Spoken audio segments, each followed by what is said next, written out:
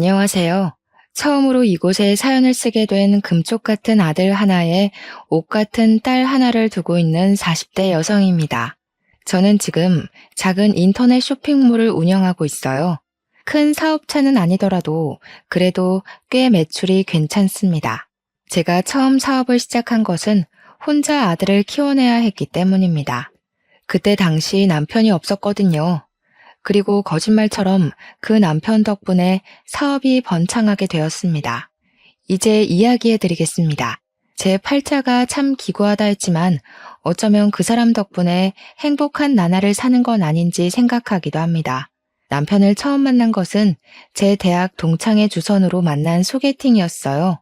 둘은 같은 직장 선후배 사이였거든요. 처음에는 연애보단 제 취미에 관심이 많았기에 몇 번이나 소개팅을 거절했었습니다.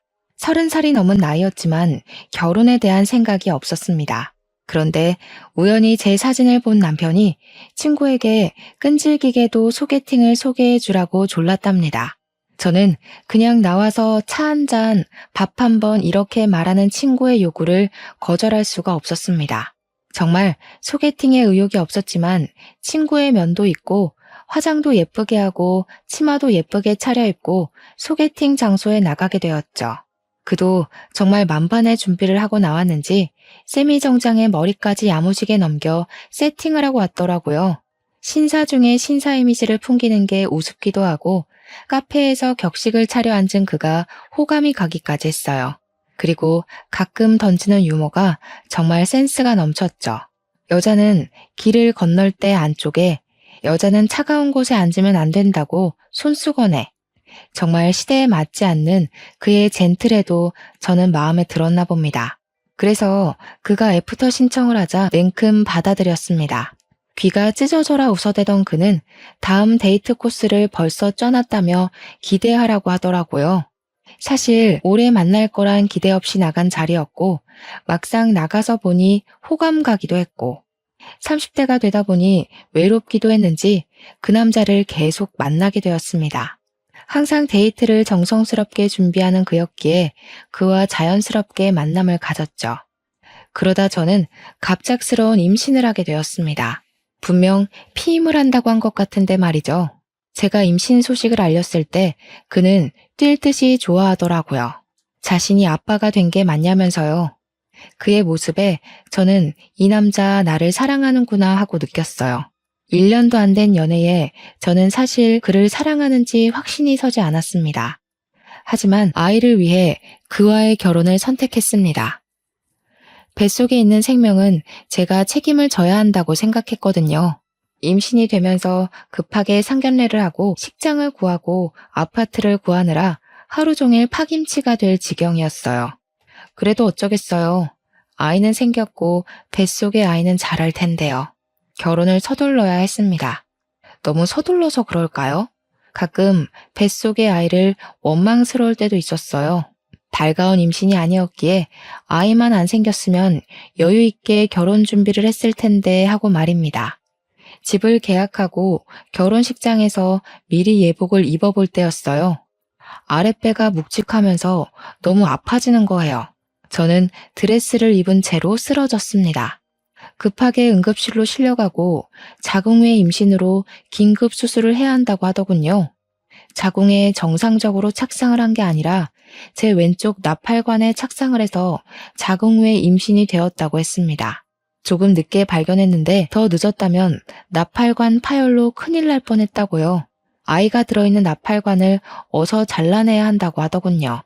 순간 눈물이 왈칵 흘렀습니다. 결혼 준비로 제때 산부인과에 가서 진찰을 받지 않아서 그런 건 아닌지, 제가 아이를 환영하지 않아서 생긴 일은 아닌지, 아이가 제가 원망한 걸 알아서 그렇게 된 일은 아닌지 머릿속에 별별 생각이 들더라고요. 아이는 그렇게 제 한쪽 나팔관과 함께 저와 헤어져야 했습니다. 처음부터 아이를 환영했다면 얼마나 좋았을까 후회하고 또 후회했습니다. 수술을 하고 정신이 드니 남편이 제 손을 꼭 잡고 괜찮다고 아이야 결혼 후에 또 가지면 된다고 다독이더군요. 하지만 어른들의 생각은 항상 우리의 예상과 비켜가잖아요. 저희 역시 다르지 않더군요. 그때 병원으로 찾아온 시어머니와 시아버지는 저를 보시자마자 남편과 저에게 닥달을 하셨습니다. 아니, 뭘 어떻게 했길래 아이가 착상을 엄한 곳에 해? 제 몸에 이상 있는 거 아니냐? 이제 나팔관도 하나 없다면서. 그럼 임신은 가능하긴 한 거야? 아유, 어머니 걱정하지 마세요. 나팔관 하나 잘라냈어도 나머지 하나가 있잖아요. 금방 생긴 아기니까 결혼 후에도 금방 생길 거예요. 뭘 그렇게 걱정을 하고 그러세요. 저는 둘의 대화에 꿀먹은 벙어리가 되어야 했습니다. 아이를 잃은 엄마가 왜 죄인 심정이 되어야 하는지 그제야 알겠더라고요. 아무 잘못도 없었지만 저는 그들 앞에서 죄인이 되어 있었습니다. 방금 의사 만나고 왔다. 나팔관 하나만 남으면 그만큼 임신율이 떨어진다고 하더구나. 그래가지고 정상적인 애를 낳긴 하는 거야? 문제 있는 애 낳지 말라는 법도 없잖아. 당장 이 결혼 취소해. 처음부터 애부터 달고 오는 애를 거두는 게 아니었어. 어머니, 무슨 말을 그렇게 말하세요? 그래도 제 아이 엄마입니다. 제가 사랑하는 사람이고요. 저 사람 혼자 애를 만들었어요. 저도 같이 만들었어요. 그만 좀 하세요. 저희 결혼이고 저희가 함께하길 원해서 하는 결혼입니다. 시어머니는 얼굴이 새빨개지셔서 가방으로 남편을 때리셨어요. 내가 이런 놈을 낳고 미역국을 대접으로 먹었네. 이런 등신 같은 놈을 낳아놓고 이제껏 살았어. 지 엄마는 안중에도 없고 지 옆에 내 편만 들어 아주. 시어머니는 화가 머리끝까지 화가 나셔서 시아버지와 함께 병원에서 나가셨습니다. 남편은 제 어깨를 토닥이며 미안하다고 하더군요. 남편은 손이 귀한 집의 5대 독자였습니다. 그래서 아이를 가지면서 시부모님께서 저희 결혼을 흔쾌히 받아들이셨던 것이었습니다. 그런 귀한 집의 손주이니 아쉬워서 저러시나 보다 이해하고 이해하려고 노력했어요. 남편은 병원에 있는 동안 정말 저를 지극정성으로 돌봤어요. 병원에서 출근하고 병원으로 퇴근하고 그 모습이 너무 고마웠어요. 아이를 잃었지만 전 남편을 얻었구나 생각했거든요. 그만큼 남편의 결혼 의지가 대단했고 시부모님의 반대에도 남편의 적극적인 결혼 진행으로 인해 무사히 결혼식을 올리게 되었습니다. 하지만 저의 10월드는 남편이 막아주지 못하더군요. 시어머니의 진노에 당연히 찾아올 거라고 예상은 했지만 시어머니의 임신 요구는 점점 심해지셨습니다. 전화를 하셔서 생리 주기부터 관계 빈도수까지 묻기 시작했습니다. 저는 엄청난 스트레스를 받기 시작했어요. 그리고 결혼 달수가 지날수록 시어머니의 저를 향한 비난이 시작되었습니다. 애초에 몸에 문제가 있는 애를 들이는 거 아니라고 했지? 거 봐라. 결혼한 지 반년이 다 되어가도 애가 생기니? 어디 생길 기미도 안 보이는데. 어머니, 이제 겨우 반년이에요. 이 사람 정말 노력하고 있어요. 아침부터 꼬박꼬박 보약 먹고 출근하고 집에 와서는 임신에 좋다면서 운동도 열심히 한다고요. 이런 바보 같은 게. 그랬다면 진즉 생기고도 남았겠다. 예, 새아가, 네가 말해봐라. 왜 임신 소식이 없는지 네가 이야기해봐. 저는 어깨를 움찔거리며 어머니를 쳐다보다가 고개를 내리깔았습니다. 당장 너 그 일부터 그만두고 병원부터 다녀라. 나이가 30대 중반이면 이제 노산이다. 지금 아니면 임신도 못해. 알겠니? 애를 만들어서 일을 하든 애를 낳아놓고 일을 하든 그때 가서 해라. 알겠냐? 저는 작게 네라고 대답을 할 뿐이었습니다. 35살이 지나면 노산이라는 말은 들어봤습니다. 전 아직 30대 초반이었지만 어머님 말대로 이 시기가 지나면 임신이 어려울 수도 있다는 생각을 하게 되었습니다. 일단 저는 나팔관 하나가 없었으니까요. 그만큼 랜덤으로 임신 확률이 떨어지는 거니까요. 지금 생각하면 애를 못 낳는다고 뭘 그렇게 쥐잡혀 쭈그려져 살았는지 조금 더 당당하면 좋았을 걸 하는 생각이 듭니다. 남편을 소개해준 제 친구에게 이런저런 속풀이를 하며 저를 달래었습니다. 친구는 아직 미혼이었기에 저를 다 이해하지는 못하는 듯 했지만 그래도 위로하고 만나면 밥도 사주며 저를 달래주었어요. 자신도 남편을 소개해준 책임감 같은 게 있다나요? 참 좋은 친구를 두었다 싶었죠. 그렇게 어머님 성화에 못 이겨 저는 결혼한 지 1년 만에 직장을 그만두어야 했습니다. 오랫동안 지냈던 직장을 그만두고 제가 한 일은 임신을 위한 일이었습니다. 친정엄마는 그런 저를 보고 속상해 하시면서도 임신에 좋다는 음식을 꾸준히 해주셨어요. 큰 잉어를 잡아다가 고아 오시기도 하고 흑염소를 잡아다가 한약을 만들어 오시기도 했죠. 왜 그런 말 있잖아요. 딸 가진 죄인. 바로 그게 저희 친정엄마였어요. 왜 엄마까지 시댁 눈치를 봐야 하는 건지 속이 상해서 몇 번이나 괜찮다고 하지 마시라고 해도 엄마는 제게 그게 쉽냐고 10년을 일한 직장을 그만두면서까지 노력하는데 엄마라도 돕게 해달라고 하셨어요. 정말 그때 엄마가 있다는 사실에 감사했답니다. 불임 전문병원에 다니면서 몇 번이나 인공수정을 시도를 했지만 결국 실패를 하고 시험관을 하자는 선택을 하게 되었습니다. 호르몬 주사를 바늘로 배를 찌르는 건 인공수정과 별반 다름이 없었지만 난자를 채취하는데 정말 힘이 들더군요. 난자를 채취를 하면 저는 어김없이 배에 빵빵하게 복수가 차올랐습니다. 튀어나온 배를 보며 여기에 아기가 있었으면 얼마나 좋을까를 몇 번이나 곱씹어서 생각을 했습니다. 그렇게 연달아 시험관을 5번 실패하고 나니 저는 몸도 마음도 병들어갔어요. 자신감도 사라지고 온통 멍이 든 제 배를 보고 쪼그려 앉아 울기를 반복했습니다. 그때도 저를 위로해주는 사람들은 제 남편과 친구였습니다. 임신 준비로 술을 못 먹는 저를 위해 치킨과 콜라만 먹으며 친구는 저를 토닥였습니다. 야, 너무 기죽지 마라. 조금 쉬면서 하는 건 어때? 내 주위에 보니까 시험관 하다가 몇 달 쉬고 아기 생긴 부부도 많다더라. 몇 달 쉬었다가 몸 좀 추슬러서 해봐. 그러다가 너까지 병날까봐 두렵다. 그러니까 그럴까봐. 배가 성한 곳이 한 군데도 없어. 복수가 계속 차서 이제 하는 것도 두렵고 아프고 무섭고 남들은 순풍순풍 잘만 가지는 아이인데 나는 왜 이렇게 어렵지? 에휴, 자기야, 우리 그냥 애기 낳지 말고 우리 둘이 살자. 난 딱히 아이 바라지도 않아. 그냥 당신만 있으면 돼. 내가 우리 부모님께 잘 말해볼게. 우리 둘이 살면서 여행도 다니고 여유롭게 살면 되잖아. 그렇게 이야기해주는 남편이 너무 고마웠어요. 말만으로도 저는 많은 위로를 받았어요.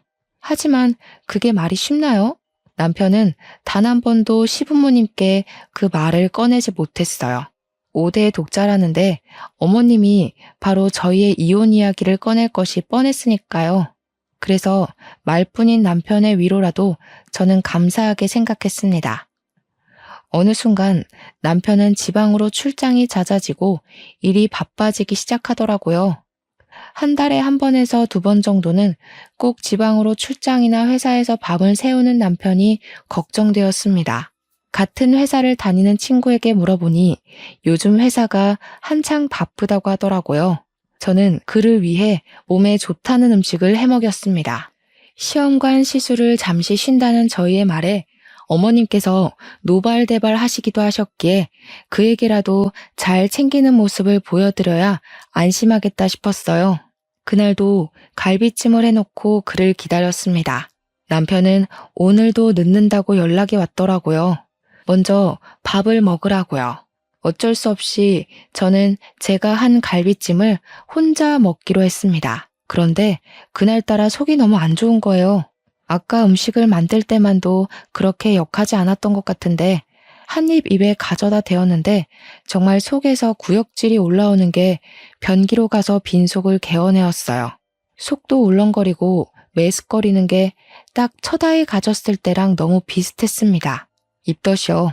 저는 바로 방으로 가서 임신 테스트기를 가지고 떨리는 마음으로 테스트를 해보았습니다.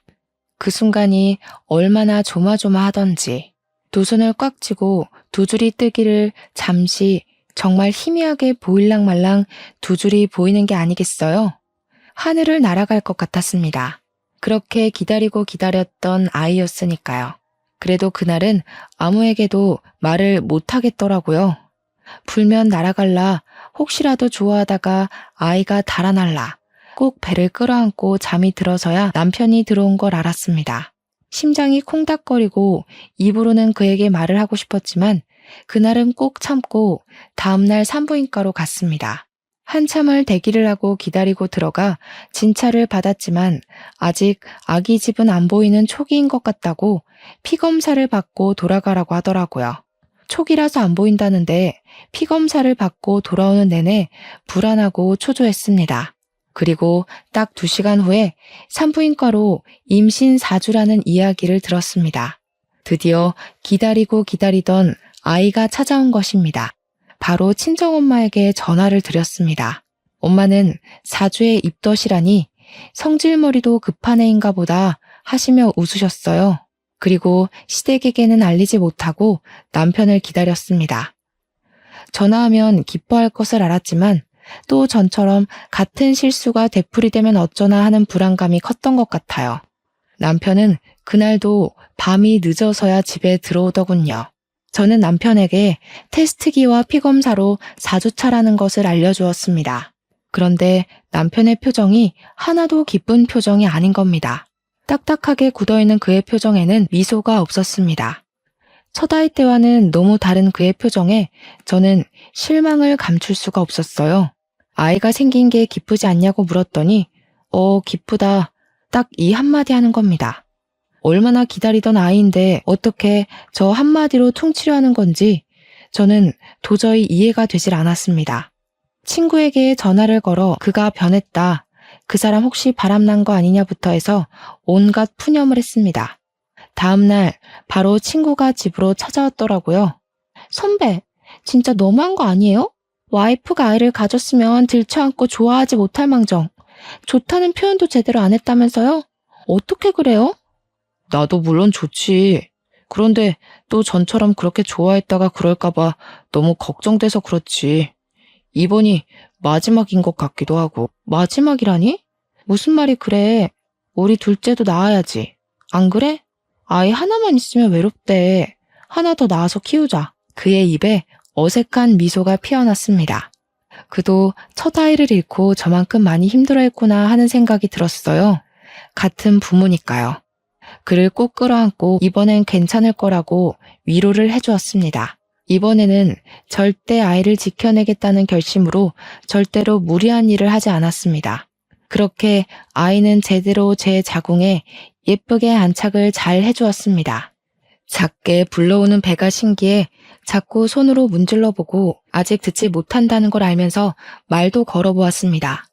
그렇게 저는 드디어 아이가 안정기에 들어설 때였습니다. 남편이 필리핀으로 출장을 가게 되었습니다.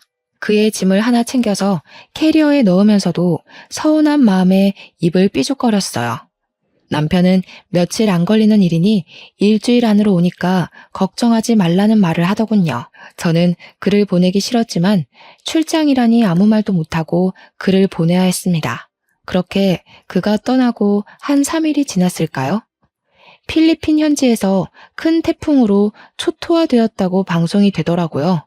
저는 걱정이 되어서 남편에게 전화를 걸었습니다. 그런데 현지가 태풍 때문인지 전화가 연결이 안 되더라고요. 마음은 초조하고 불안하기만 했습니다. 같은 회사에 다니니 친구에게 전화를 걸어보니 친구도 전화를 받지 않는 겁니다. 저는 신랑이 묵는 호텔에 전화라도 걸자는 심정으로 남편 회사로 전화를 걸었습니다. 그런데 저는 거기서 황당한 이야기를 들었습니다. 남편이 출장이 아니라 휴가를 썼다는 겁니다. 그것도 제 친구랑 둘이서요. 동시에? 같이? 친구는 저에게 휴가를 썼다는 말을 한 적도 없었습니다. 뭐 그럴 수도 있죠. 친구 사이에 휴가를 일일이 썼다고 보고하진 않잖아요? 며칠 전 친구와 전화했을 때만 해도 회사가 바빠서 아무 데도 못 간다. 너희 남편도 출장 때문에 애 많이 먹는다. 이랬거든요. 저는 철석같이 믿을 수밖에요. 다시 남편 회사의 출장 스케줄에 대해 물어보았습니다. 웬걸? 지난 1년 동안 남편에게는 출장이 없었습니다. 저는 감쪽같이 속아왔던 겁니다. 남편과 친구에게. 그리고 감이 왔습니다. 이 두 사람 나에게 숨기는 게 있다는 걸요. 그제야 남편이 왜 아이를 반기지 않았는지 친구가 빈번하게 저에게 전화를 걸며 어디 있냐고 확인을 했는지 알게 되었습니다. 그럴 거면 처음부터 둘이 사귀지 왜 저를 소개시켜 준 걸까요? 하늘이 원망스럽고 믿었던 친구와 남편의 배신으로 세상이 무너져 내렸습니다. 그러던 중 경찰서에서 전화가 와서 남편이 실종되었다고 하더라고요. 시댁이며 친정이며 난리가 난 와중에 남편과 같이 있던 친구가 보름 만에 한국으로 돌아왔습니다. 고개를 숙이고 제 앞에 서 있는 친구에게 저는 뺨을 내리쳤습니다. 사실 그걸로도 모자랐죠. 그 당시 제 심정으로는 몸뚱이라도 내리치고 싶었거든요. 네가 어떻게 나한테 이럴 수가 있어? 내 남편이랑 나를 속이고 그동안 만났던 거야? 도대체 왜? 그럴 거면 차라리 이혼하라고 하지 왜 속였냐고. 처음에는 그냥 실수였어. 선배가 너무 힘들어해서 같이 술을 마시다가 같이 자게 됐는데 끊을 수가 없더라고. 그를 사랑하게 되었으니까. 어? 사랑? 그럼 그때라도 말했어야지. 너희들 사랑의 노름에 나까지 끼워놓지 말고 그냥 순순히 이혼하라고. 내가 그럼 그 사람이랑 계속 살았겠어? 아이까지 가졌는데. 그럼 이제 어쩔 셈이었는데? 유부남의 애아빠에 너는 나한테 미안하지도 않니? 그게 왜 내 아들 탓이냐? 네가 빨리빨리 애를 가졌으면 우리 아들이 그렇게 힘들어했겠니? 이야기 들어보니 그동안 얼마나 마음고생이 심했으면 남편이 밖으로 돌아. 어머니, 무슨 말씀을 그렇게 하세요? 남편이 바람난 게 저 때문이란 말 너무 하시네요? 이제 아이도 가졌는데 앞으로 어떻게 하라고 그런 말을 하는 거예요? 그러니 있을 때 잘하라는 말이 왜 있는데 그렇게 땡땡거리니 우리 아들이 밖으로 놔두는 것도 무리가 아니다. 그깟 애 하나 가졌다고 유세 부리냐? 아비 잡아먹은 애를 누가 반긴다고 그렇게 얼굴 빳빳하게 들고 서 있나 몰라? 사돈, 듣자 하니까 말 좀 가려서 하세요. 여기 저희도 있는 거 안 보이세요? 그동안 저희 애한테 그런 식으로 말씀하신 거예요? 시어머니는 친정엄마를 위아래로 훑어보셨어요. 이래서 사람은 가려서 사귀라는 말도 있는데 내가 집에 사람 하나 잘못 들여서 이게 무슨 꼴이냐? 지금 내 아들은 살았는지 죽었는지도 모를 판에 아휴 내가 말을 말아야지. 시어머니는 획 돌아서 가버리셨어요. 아무리 아들이 사라졌다지만 시어머니의 냉정함에 혀를 내둘렀어요. 어떻게 저렇게 태연하게 계실 수가 있는 건지, 혹시 남편은 주워온 아이가 아닌지 의심까지 들 정도였어요. 저는 배를 끌어안고 울고 또 울었어요. 갑자기 남편도 사라졌는데 아이 또한 아빠가 사라졌으니까요. 제대로 사랑 한번 못 받아본 아이가 가여웠어요. 돌아온다고 해도 바로 이혼을 할 생각이었으니까요. 그래도 이렇게 손 놓고 있을 수만은 없었습니다. 아이의 아빠니 일단 찾아놓고 죽이던지 살리던지 머리를 죄다 뽑아놓든지 하자고 생각하고 여기저기 전화를 돌리면서 남편을 수소문하기 시작했어요. 도움이 될까 싶어 교포 사이트에 들어가서 태풍 현지 소식도 보기도 했는데 워낙 큰 관광지라서 누가 사라져도 모를 정도더군요. 도저히 한국에서는 찾을 방법이 없을 것 같아 제가 직접 필리핀으로 가봐야겠다고 생각했습니다. 친정에서는 홀몸으로 어디 가냐고 저를 말리시더라고요. 이제 겨우 안정기를 지났는데 위험하다고요. 저 대신 친정아버지가 필리핀에 가서 알아보신다고 필리핀으로 이사 가시고 저는 집에서 엄마와 함께 지내게 되었습니다. 그런데 황당한 건 시부모님은 남편을 찾을 생각조차 안 하는 겁니다. 손 놓고 아무것도 안 하시고 궁금해하지도 않는 겁니다. 5대 독자가 귀환해 남의 집 대를 끊어놓네 마네하며 구박하실 때는 언제고 막상 아들이 실종됐는데 찾지를 않는다는 게 이해도 안 됐지만 남은 정마저 끊어놓은 사건이 일어나게 되었어요. 친정엄마와 있는 저희 집으로 시부모님께서 찾아오셔서 남편 사망보험금 수익자를 바꿔놓으라는 겁니다. 너희 남편 사망보험금 알지? 왜 결혼할 때 너희들 보험 들었잖아. 그거 수익자 이전 좀 하자. 우리 앞으로 돌려놓으렴. 네? 지금 무슨 말씀이세요? 그거 실비랑 사망보험금 얼마 나오지도 않았어요. 그런데 갑자기 수익자는 왜 바꾸자는 거예요? 왜 너희 다른 보험도 따로 들어놓은 것도 있잖아. 그것은 왜 빼냐? 그것도 있잖아. 전 말이 꽉 막혔어요. 생각하고 있지도 않은 보험까지 들먹거리며 저를 압박하는 게 이상했어요. 일단 당사자는 살았는지 죽었는지 모르는 상태인데 말이죠. 어머니, 지금 무슨 말씀 하시는지 모르겠어요. 지금 그 사람이 죽었다고 생각하시는 거예요? 아직 그 사람 머리카락 한 올이라도 나왔어요. 그런데 왜 그 사람 죽은 사람 취급하세요? 너무하다고 생각하지 않으세요?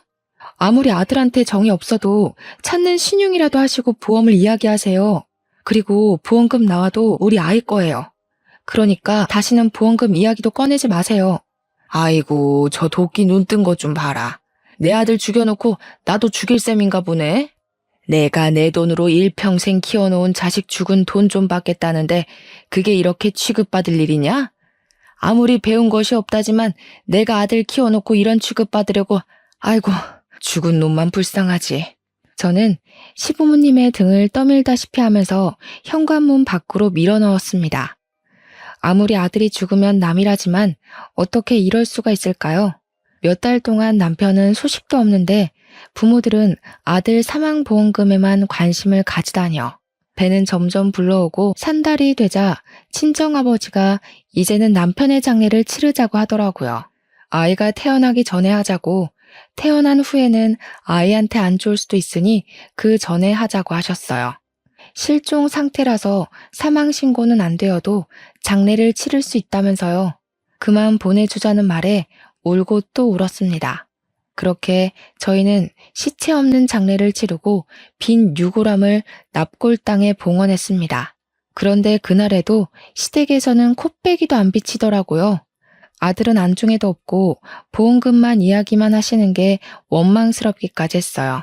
장례를 치르고 나니 이제 정말 그 사람은 저의 마음속에서도 죽은 사람이 되었습니다. 그래서 보험도 정할 겸 보험사에 문의를 했습니다. 보험사에서는 실종 5년이 되면 받을 수 있다고 말하더군요. 저는 수해 피해자들은 특별 실종으로 간주되지 않느냐고 물었습니다. 그럼 1년이 지나면 사망으로 인정해준다고 들었거든요. 일단 남편은 태풍으로 실종된 상태였으니까요. 실종 당시 비슷한 사람이 발견되어서 실종 5년이 있어야 한다는 겁니다. 비슷한 사람? 이라는 말에 저는 아직 남편이 못 돌아오고 있는 것은 아닌지 의심이 들었습니다. 현지에서 발이 묶여 있을지도 모른다는 생각이 들었거든요. 하지만 적극적으로 찾는 것을 그만두었습니다. 시댁이나 남편이나 이제 돌아와도 정남이가 뚝뚝 떨어져 신경 쓰고 싶지 않았거든요. 차라리 죽으면 돈이라도 받지 하는 생각이 들었습니다. 바람 피우다가 돌아온 남편 뭐가 좋다고 반기겠어요. 저는 아이를 혼자 낳아 기르게 되었습니다. 예쁜 아들을 낳은 것까지는 좋았는데 육아라는 게 보통 일이 아니었어요. 결국 저는 집을 내놓고 친정으로 들어가서 살게 되었어요. 일을 하면서 아이를 돌볼 수가 없었거든요. 그러면서 아이를 돌보면서 할 수 있는 일을 찾아보게 되었습니다. 인스타에서 아이들의 용품을 올리면서 파는 지인을 보게 되어 저도 같은 일을 하게 되었습니다. 그런데 벌이가 변변치가 않더군요.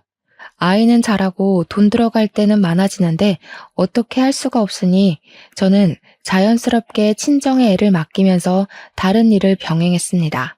낮에는 인스타 상품을 올리고 포장하고 배송하고 저녁에는 갈비집에 불판을 닦는 일을 했어요. 그런데 그곳에서 열심히 불판을 닦는데 누가 저를 알아보더라고요. 얼굴을 들어보니까 제가 아이들 운동화를 떼어다 파는 도매집 사장님이셨어요. 그는 왜 여기서 일을 하냐고 묻더라고요. 그는 워낙 서글서글한 사람이라서 그간 사정을 말을 했습니다. 그 뒤로 제가 짠해 보였는지 도배집을 들릴 때마다 아들 주라고 과자나 장난감을 쥐어주는 거예요. 아들이라도 데리고 가는 날이면 아들이 예뻐 죽겠다고 난리가 났습니다.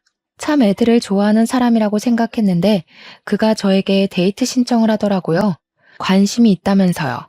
하지만 전 그의 말을 거절했어요. 어쩌면 정말 남편이 살아있다면 이건 불륜이었고 그때 저는 연애할 틈이 나질 않았거든요. 그래도 그는 저를 찾아오며 가며 저와 아들을 알뜰살뜰 보살피더라고요.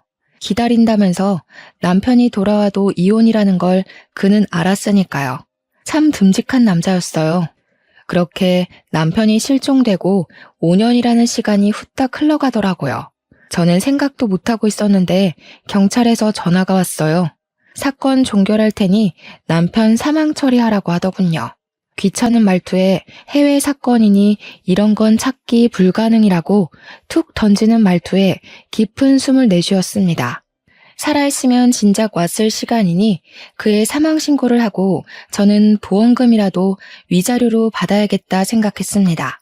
그렇게 보험사로 가서 보험 문의를 하니 보험금이 제가 예상한 2억 5천이 아닌 7억이었습니다. 뭐가 이렇게 많나 봤더니 남편이 다른 보험 하나를 따로 들어놓고 불륜 여행 주제에 여행 보험까지 들어놓고 갔더군요. 참 기가 막히죠.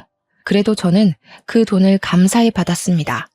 아들 잘 키우라고 돈은 넉넉하게 남겨뒀네 생각했습니다. 그리고 그 돈을 가지고 인스타의 작은 쇼핑몰이 아닌 인터넷의 쇼핑몰을 차렸습니다. 본격적으로 일을 시작하니 인스타에서 입소문이 크게 나면서 대박을 터뜨렸습니다. 드디어 숨이 트이는구나 싶었어요. 죽은 남편 덕이라고 생각했죠. 양심은 있구나 하고요. 그리고 거래처 사장이었던 그가 저에게 청혼을 했습니다. 남편도 사망 신고도 했고 사업도 자리 잡혔으니 자신을 받아주라고요. 5년 동안 한결같은 그를 어떻게 싫다고 할까요? 저희는 바로 결혼을 했습니다. 결혼을 하기 전까지 저는 그가 부자라는 사실을 몰랐습니다. 그는 이미 빌딩 몇 개를 소유할 정도로 그 지역에서는 유명한 재력가였더라고요. 왜 말 안 했냐 물어보니 악바리같이 버텨내는 저를 보고 나 돈 많으니 나한테 기대라는 말을 못했다네요. 재수없어 보일까봐 그때 당시 저는 그에게 곁을 내주지 않았었으니까요. 참 섬세하고 따뜻한 사람이었어요. 축복은 연달아 생겨온다고 하잖아요. 그 축복이 저에게 또 찾아왔어요. 그와 결혼한 지 몇 달 되지 않아 저는 둘째를 가지게 되었습니다. 그렇게 그 전에 바라던 임신이 그를 만나고는 순식간에 이루어지다니 그를 만난 것이 저에게 축복이자 선물 같았습니다. 그는 드디어 아들에게 동생이 생겼다고 얼마나 좋아하던지 그 모습에 또 감동을 했습니다. 그렇게 행복한 시간을 보내고 있는데 갑자기 누군가 현관문을 두드리며 초인종을 신경질적으로 눌러대는 겁니다. 제가 나가보니 전 시부모님이었습니다. 정확히는 실종된 남편의 부모님이죠. 그리고 그 옆으로 제 남편과 불륜을 저지른 친구가 있는 겁니다.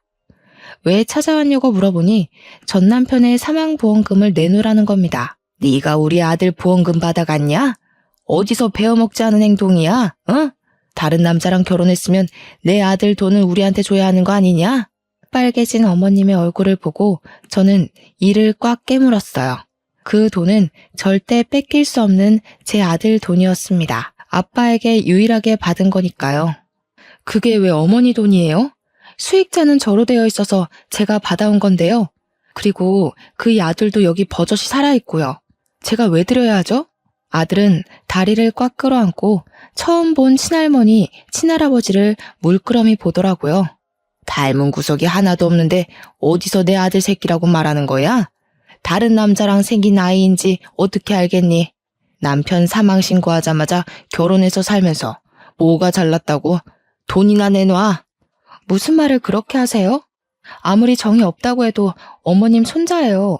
그리고 그 돈은 절대 못 내놔요. 바람 피우다 죽어놓고서 딸랑 그거 남겨놓았는데 제가 왜 줘요? 아들은 울음을 터뜨리고 시부모님과 제 친구는 집 안으로 들어오며 물건을 집어던지기 시작하더라고요. 저는 아들을 꼭 끌어안고 버텼습니다. 퇴근하고 돌아온 남편은 두 눈을 동그랗게 뜨며 소리를 쳤습니다. 지금 뭐하는 짓들입니까? 홀몸도 아닌 사람한테 남의 집에서 뭐하는 짓이냐고요? 당장 나가세요. 당신이 지금 제 편이야?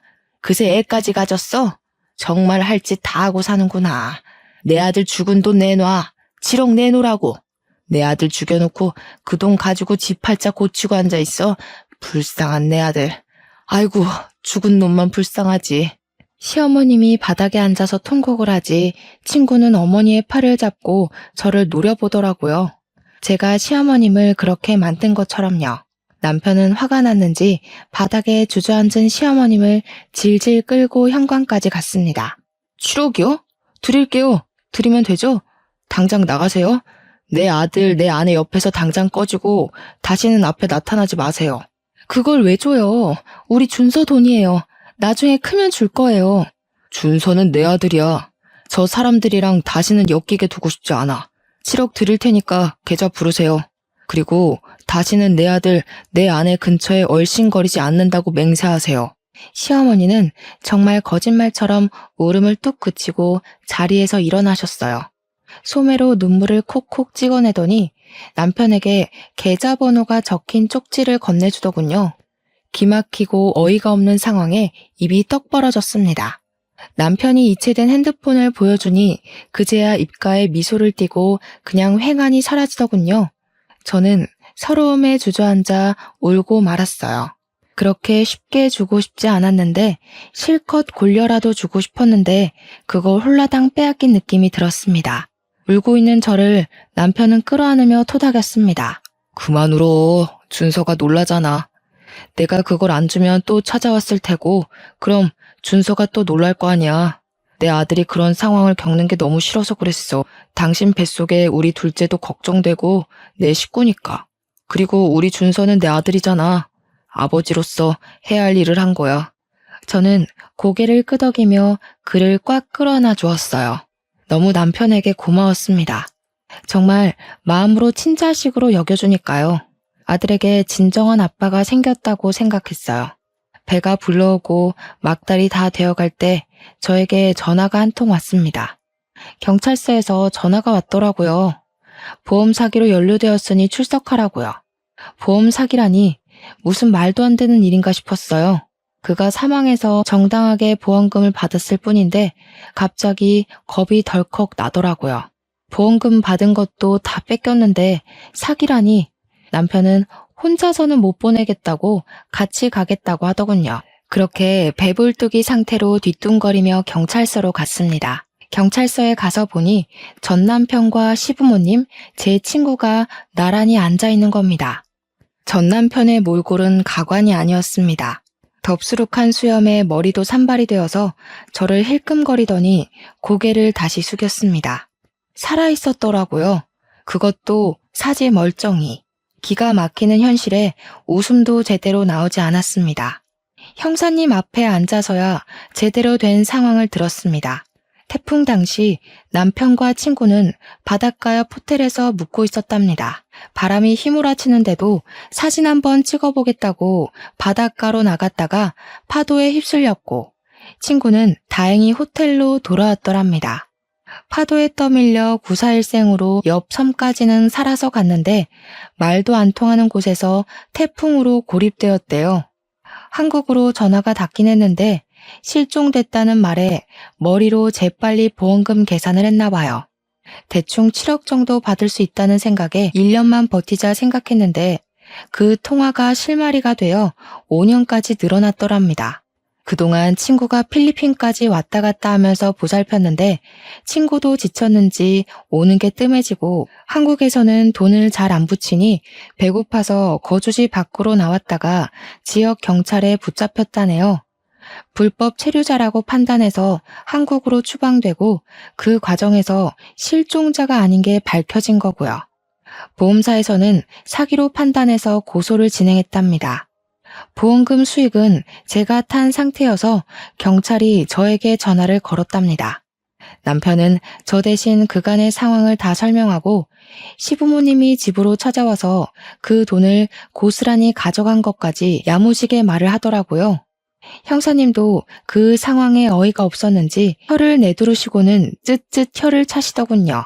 저희 보고는 알았다고 정상 참작되었다고 돌아가도 좋다고 하셨습니다. 그냥 돌아가려다가 도저히 화가 치밀어 오르는 겁니다. 저는 옆에 서류 뭉치를 들고 고개를 숙이고 있는 전 남편의 머리를 내리쳤습니다. 아야, 왜 때려? 뭐야 당신, 미쳤어? 그럼 지금 제정신이겠냐? 바람 피워 보험 사기쳐 아주 골고루 한다. 당신이 친아빠라는 게 내 아들한테 너무 미안해. 차라리 죽지 그럼. 마음속에라도 좋은 추억이라도 가지고 있지. 그는 저를 쳐다보며 입을 움찔거리더군요. 우리 애는 잘 크고 있는 거야? 우리 집안 6대 독자잖아. 잘 키워. 내가 해준 건 없어도 애 아빠잖아. 나중에 만나면 내가 잘해준다고, 아빠가 보고 싶다고. 내가 이런 건 다 너를 잘 키우려고 한 일이라고. 당신도 알잖아. 돈 없이 살면 얼마나 고생해. 그래서 그런 거야. 제 남편은 어이가 없다는 듯이 전 남편을 노려봤습니다. 죄송합니다만 준서는 제 아들입니다. 아버지 노릇 제대로 하지도 못하고 아들 키우려고 아등바등 사는 여자한테 남은 돈마저 빼앗아 가놓고 그게 할 말입니까? 같은 남자로서 이 사람에게 부끄러워서 제가 얼굴을 다 못 들겠더군요. 준서는 법적으로 마음으로도 저를 아빠라고 생각하고 있습니다. 그동안 그렇게 키웠고요. 다신 그 입에서 그런 이야기 안 했으면 좋겠네요. 가자 여보. 저는 그대로 돌아서려다가 다시 서류 뭉치로 남편의 머리를 내리치고서 경찰서 밖으로 나왔습니다. 나중에 지인에게 들은 말로는 남편에게 받아간 7억은 그대로 토해내고 보험 사기로 구치소에 들어갔다고 하네요. 정말 그 말을 듣는데 그동안의 채증이 뻥 뚫리는 것 같았습니다. 그때는 너무 힘들고 지옥 같았지만 이렇게 글로 옮겨졌고 보니 지난 일이 이제는 웃으면서 말할 수 있는 시간이 흐른 것 같네요. 길지 않은 시간이었지만 저에게 상처만 준 결혼 생활에서 저는 금쪽 같은 아들을 얻어왔고 어쩌면 그 덕분에 지금의 제가 있다는 생각도 해봐요. 아등바등 쩔쩔매며 살지 않아도 괜찮습니다. 조금은 내 주장을 펼치며 살아도 괜찮습니다. 오늘도 다짐을 하고 또 해봅니다. 제 사연을 적어 올리게 된 것도 별별 사람들 속에 그래도 참고 또 인내하다 보면 좋은 일이 생길 거라는 겁니다. 원수 같은 전 남편이 저의 사업을 일으켜줬던 것처럼요. 말이 길어 이만 줄이겠습니다. 사연을 읽어주셔서 너무 감사드려요.